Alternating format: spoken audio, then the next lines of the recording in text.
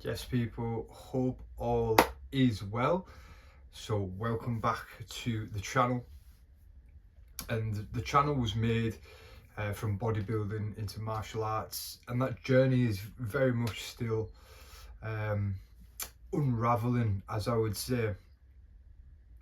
And simply being because it's been such a journey, coming from a bodybuilding background where the sport is completely different. Obviously, the sport is about um, being presentable. In a nutshell, you are an artist with your physique, and then you are displaying your physique on stage. On the back of that, you're keeping your nutrition in check, or what you need to be in terms of your daily structure from the minute you get up to the minute you go to bed. Relentless with organization, relentless with discipline, and then all that adds up with the training, breaking the muscle down, the right amount of stress on the muscle, the right amount of structure with the training, the cardiovascular balance. There's so much that goes into bodybuilding, and this all blends in together to create this physique that you can be proud of, that you can present on stage. And what a wonderful journey it was. Amazing journey, and took a lot from that, a real lot. But ultimately, the one thing that I was unraveling on this journey, and I've always used sport to progress in myself. I just feel myself when I'm training, when I have purpose, and I'm striding towards a vision that I'm not quite there yet, and I'm trying to create. And the list goes on with bodybuilding. You can do that, and you can do that with martial arts, and you'll constantly be learning in these skills. You'll never just crack it. There's always something to learn. There's always somebody that out there that can display a better physique or be more talented in martial arts. And I just really wanted to recap on this video because it's been such a long time since I started this, and it's been such a journey as well. And the reasons why I went into MMA, I felt were, obviously I wanted to be my best and display myself and express myself as a mixed martial artist. But there was points in MMA where I was just like, is this actually for me? Like, do I want to actually really cause damage on someone? Do I want to have obviously the same in return to me? And I know in sports, the highest discipline, there's gonna be sacrifices. There's going to be sacrifices made. That is life itself. And I'm fully aware of that, but I just couldn't quite pick my brains on what it was that wasn't necessarily for me. Now, since things have been a bit settled, because I have took a little bit of time out from sort of being so one-dimensional with one thing, and I've been on a real journey and going inward to myself, improving mindset, improving character, if you like, getting to the roots and the depths of some core wounds, if you like. For those who know me know that I'm quite open with things like that, and I'll always listen to people as well with their journeys in that sense as well, because it's important to be balanced and it's important to be peaceful. And if something is just a little bit out of balance, but you're going against your own grain, sooner or later that wears you down. And obviously those who watched the second fight with MMA totally could see how violent that was, and the depths and where that fight ended up at. But I'm so grateful for the journey and where that fight went, because although maybe MMA wasn't for me, it's took me down such a different path, and such a path that I could never even imagine. And the most amazing people I met along MMA as well, like the brotherhood, the lads in the training room, the team, just amazing people. And even in bodybuilding as well, there's always that. Bodybuilding's a bit more individual sport, and you do meet great people along the way, but there's something about the character within martial arts that I just really love. So yeah, moving on from that, getting into, you know, martial arts in the second fight was such an eye-opener to how real martial arts actually is. And people will say, oh, it's not for the faint-hearted and da da da da da and all that bollocks.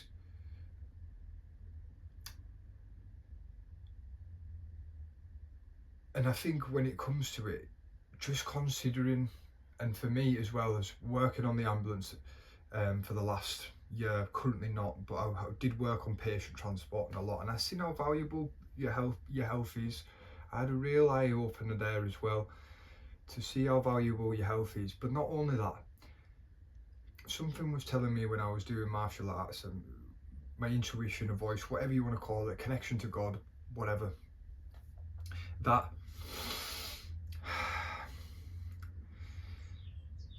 how long could I carry on this journey of like inflicting pain, getting the head pain as well? Because the things that I love doing as well is being out in nature, is meditating, is the breath work, and just that peace in the mind. And that just wasn't there when I was doing MMA. It just wasn't there at all. There was a lot of turmoil, and to the bottom of the journey, to the inward journey, is that sport just wasn't for my vibration. And if this is really important to really express, is you might be on a journey that you've learnt your lessons, but once you've learnt the lessons of what you need, and something inside of you is telling you to change path or get back on a path, then really follow it. My advice would be not to sort of give and preach and whatever, but just follow your heart. Really follow your heart with these things, because it's led me on a path now where I've done a lot of inward work. There's always inward work to do. I still have my days where I'm obviously learning, developing, like anybody else. You know, we're obviously going to have them dark days, and we're going to have the days where we can strive. But ultimately, I'm on a path now where I'm about to be a father. I've got an amazing girlfriend. I've moved out of a town where I thought I'd always be. You know, I'm doing retreats, and I'm now being a competitor in Brazilian Jiu-Jitsu. And I've noticed something massively different lately, and it's when you are following your heart and you're doing things that you enjoy, and you're not just sort of labouring things because you think that's what you're meant to be doing, and so on.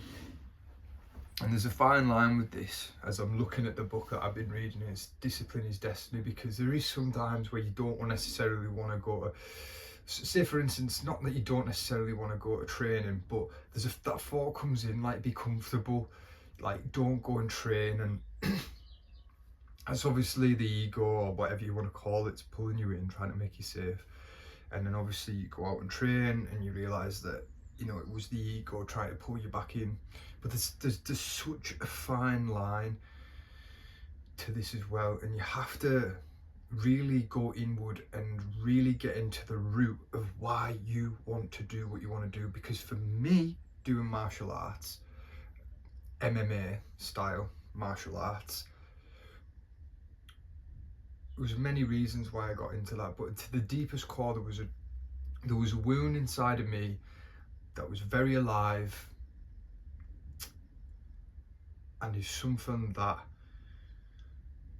just needed to be nurtured, and just needed to just have a little bit of awareness to, before it sort of took over, if you like.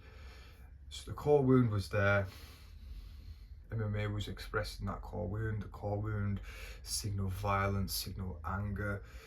But, you know, it's all well and good just going to do that in the cage, but I was carrying it with me, and it was, although it was controlled and in a relaxed setting, and I'm getting about my business and whatever, it was still there.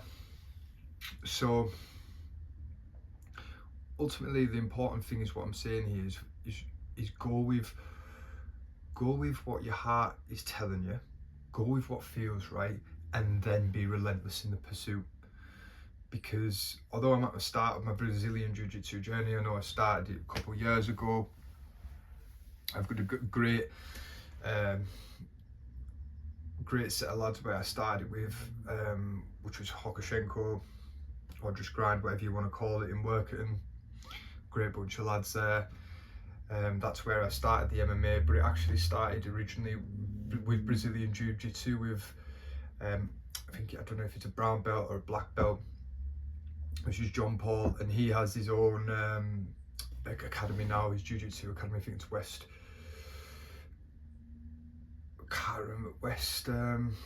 Cumbria BJJ, something like that. But his name's John Paul, and he's a great guy, and he helped start me off in Brazilian Jiu-Jitsu. I then went to Hokushenko. Mark there, the owner of the gym, had a few sessions with them in the gym as well. Didn't really fully focus on the Brazilian Jiu-Jitsu there. It was all about the MMA. And obviously the lads there, Ben Ra, Dave for the stand-up and strongman and strength and conditioning, and Curly as well, Ian Wilson, all these great people that I met along the way and starting off this journey. And on reflection of the journey is I got to meet these amazing people. It was an experience along the way, done things that I never thought I would do, and maybe that took me on such an inward journey with the second fight, with having the knocks to the head and the recovery. And I'll speak about the recovery from that as well, because I wasn't actually sure. I never went for scans, stupidly or whatever. I just never did. I just thought, I'm not going to bother, I feel good. Obviously my head was rocked for a few days after the fight, or for a week or so. I took a lot of damage. I think I went to the hospital for something, I can't remember what it was. I think I was getting stitches or something. But anyway, there was a lot of damage on that, and it took me on quite an inward journey. And that's when it comes to Kambo, which is a medicine in the Amazonian jungle. And I'll be careful how I say, because I'm not trying to sell this medicine at all, just from my experience. And when I had the Kambo retreat, which was again at Reset Retreats, where I met two amazing people, which is Dan Edwards and Joe as well. I can't quite remember Joe's second name, but Joe, please forgive me, you're an absolute brother of mine. I know it begins with, oh man, but everybody knows Joe as Kambo Kid on Instagram. And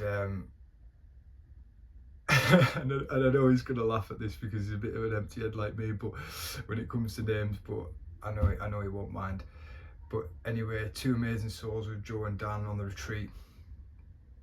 And obviously during that experience, and the Kambo experience, and maybe going inward on that retreat with the breath work, all the holistic approach with the Kambo treatments as well, something cleared within my mind during that Kambo treatment. I don't know what it was. I don't know whether there was a bit of blood that was maybe clogged in there, or was a belief system, but something was shifted. And then from then, I'm here, I'm thinking, wow, this is something powerful within all this. And obviously I've done the cold water for a long time now. I've done it from a recovery standpoint, and just to start my day and center myself and just bring stillness into my mind. But yeah, there was something powerful within that medicine. And then I decided from them, again with the amazing support of Dan and Joe, they actually helped me out in doing the course as well. And I'd done the Kambo course and then become a Kambo instructor, facilitator, whatever you want to call it. So there's so many things that have happened along this journey, and I just really wanted to put something out there that, why I stopped martial arts, MMA, but now I'm in this route. And I guess things happen in life and they just direct your path on where you need to be, and you can sort of get lost on the path a little bit, you can do your own thing for a while, but you always get brought back to where you need to be. And here I am on this journey, becoming a father with a family, on the Brazilian Jiu-Jitsu journey, still coaching, but again, I feel like this journey has brought me on such a inward journey that it's just done absolutely nothing but really want to help other people to,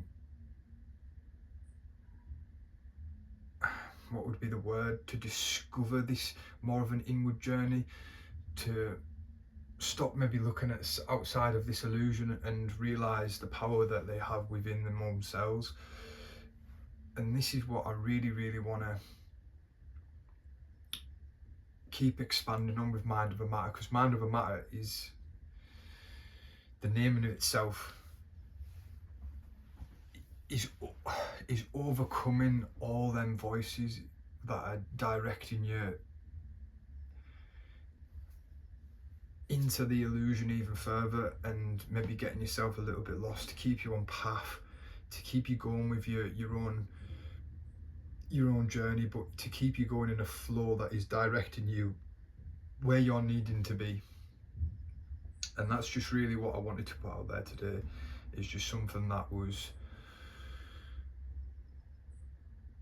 maybe at the start of this journey of something truly special with everything.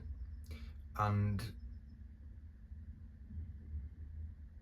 it's already been an epic journey, and I just really wanted to put something out there, because I haven't really spoken about life itself, or even sat down and done a video like this. You know, it's probably already quite long, but there's just so much that comes in when you start, when you take a step and you're charging at something, but then you kind of get lost in it, and then you're like, what is this, and why am I doing this? And then you sort of lose your passion for it.